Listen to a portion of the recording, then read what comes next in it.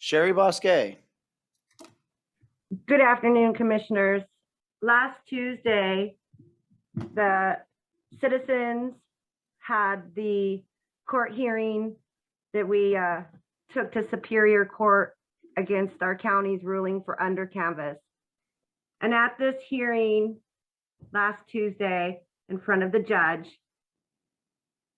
under canvas and Klickitat County assistant prosecuting attorney sat together, and they were against our attorney, the appellants. The appellants are your people.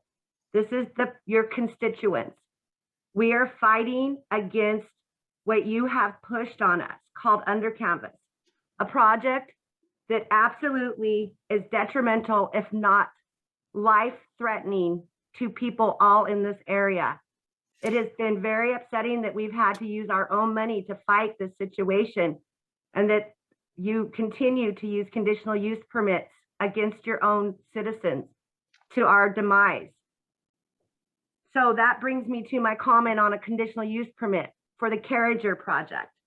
I would like each one of you to answer at the end of the time, do you know of the Carriager solar project proposal?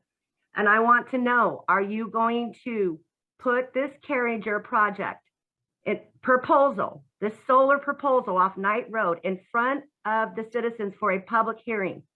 We deserve to have the information on this. This is a large project, and I again want to know which one of you know of this project, and tell us, how big is it, how many acres, and where will it be sited? And will you give your people, the people you serve, the opportunity to weigh in on this conditional use permit at a public hearing prior to you sending it to a public or to a hearings examiner? That's what I want to know. Are you going to give us people a voice with this solar invasion? And I've told you, these companies are corrupt. They have lawsuits against them. They raise people's rates. This happened in Maine. And you are signing our county up with corrupt foreign entities that can come in and hurt us. And you commissioners alone, by your conditional use permit, are allowing this to happen to Goldendale. So I want to know which one, each of you, what is Carriager, how big is it, and are you going to give us a public hearing to be told about this project and listen to your people of whether or not we want industrial solar farms invading our agricultural land surrounding Goldendale and using a conditional use permit against the people like you did with under canvas? And that people should know that is just disgusting that you did that to us. You did not need to push us to this point where we had to use our money against our county. Thank you. Thank you, Ms. Bosque.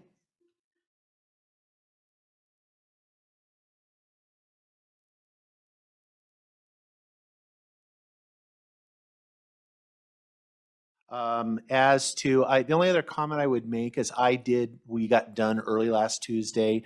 I did go over to the hearing over at Superior Court, just to, kind of interesting just to watch the process. I did sit in the courtroom in the back and watched the pleadings, if I'm using the term right. I was a little curious because there was the comment about the county's attorney, deputy prosecuting attorney, and under canvas sitting together. That was not my observation. In fact, all three attorneys all sat at the same table, equidistant apart, I think, because we were still under COVID, like they had to be 6 feet from each other. So I'm not saying that wasn't, but I certainly did not observe that. I saw them where everybody was in their own spot, and they all argued their own things separately. I didn't see any, because it was our counsel was representing us, and each respective ones were representing them. And so that wasn't my observation.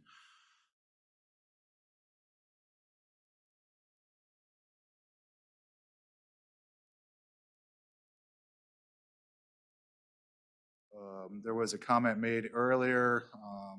I normally don't respond to blatant lies and falsehood, but this is, I just find it completely unacceptable that somehow my office is colluding with any entity to be against any group of citizens or the interests of the county. This is nonsense and lies.